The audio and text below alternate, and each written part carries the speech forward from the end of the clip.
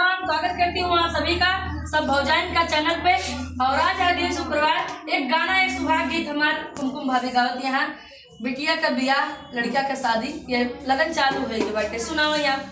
सुहाग बिन चलल जाई सुहाग बिन चलल जाई लेके डलरिया सुहाग बिन चलल जाई लेके डलरिया सुहाग बिन चलल जाई लेके डलरिया सुहाग बिन चलल जाई लेके डलरिया सुहाग बिन चलल जाई लेके डलरिया सुहाग बिन चलल जाई लेके डलरिया बिनते बिनते गई ससुर जी के टोला बिनते बिनते गई ससुर जी के टोला बिनते बिनते गई ससुर जी के टोला मैं ना जाना दैया मैं ना जाना दैया घूमते कर जाला मैं ना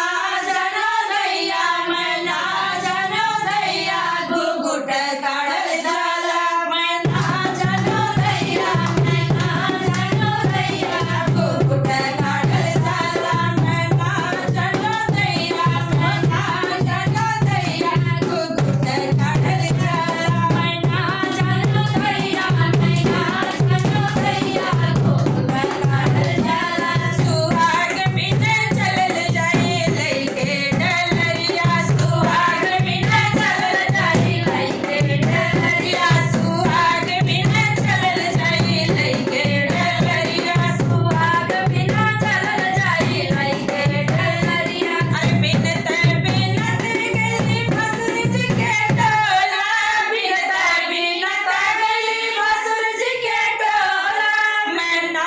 जानो दैया मैं ना जानो दैया छुआ छूत होला मैं ना जानो दैया मैं ना जानो दैया छुआ छूत होला मैं ना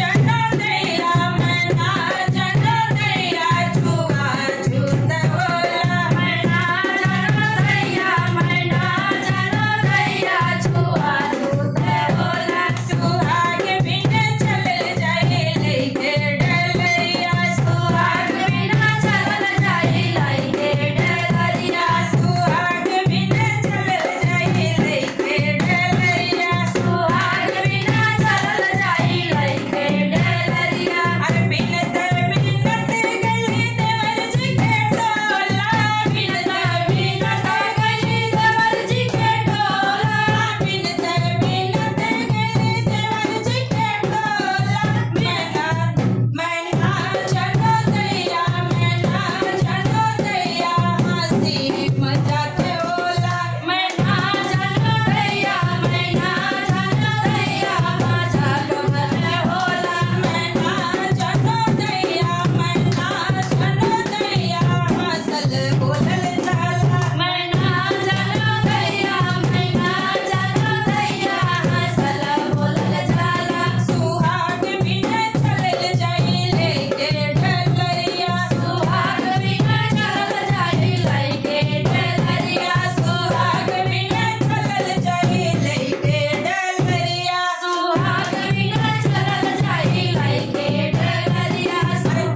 बिनते बिनते गई सैया जी के टोला बिनते बिनते गई सैया जी के टोला बिनते बिनते गई सैया जी के टोला बिनते बिनते गई सैया जी के टोला मैं ना जानो दैया मैं ना जानो दैया सुहाग रात होला मैं ना जानो दैया मैं ना जानो दैया सुहाग रात होला मैं ना जानो दैया मैं ना जानो दैया सुहाग रात होला मैं ना जानो दैया मैं ना जानो दैया सुहाग रात होला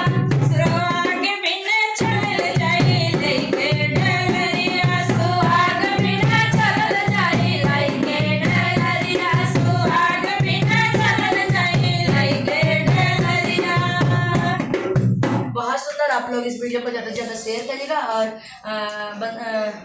पुष्पा भाई बहुत बहुत धन्यवाद। मेरा आंचल गिरता है तो मैं सोचती हूँ कि जो हमारी बगल में बहनें हैं तो तुरंत झाड़ बहुत बहुत धन्यवाद देती हूँ आपको इस वीडियो में, और आप लोग शेयर करिएगा। बहुत बहुत धन्यवाद।